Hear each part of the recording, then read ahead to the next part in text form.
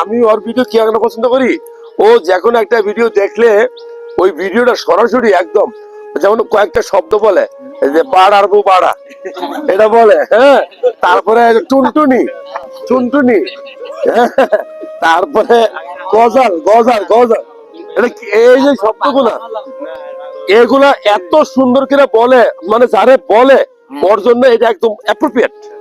কারণ সমাজকে নষ্ট করা খুব সহজ, কিন্তু সমাজকে গড়ে তোলা এত সহজ না, কঠিন।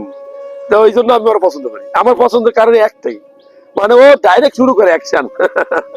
আসলে এরা এই অবস্থা করে অনলাইনে এসে আসলে আমাদের আগামী প্রজন্ম এদের কাছ থেকে শিখবো কি? হ্যাঁ, ওর নিয়ে একটা মেয়ে ভিডিও বানাছিল না, ও সারছে, ওই যে ওটা মনে হয় এআই তে তৈরি করছিল, এআই দিয়া।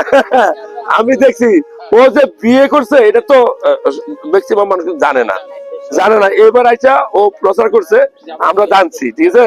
তো কিন্তু কারো অনুমতি ছাড়া কারো ভিডিও করাটা ঠিক না।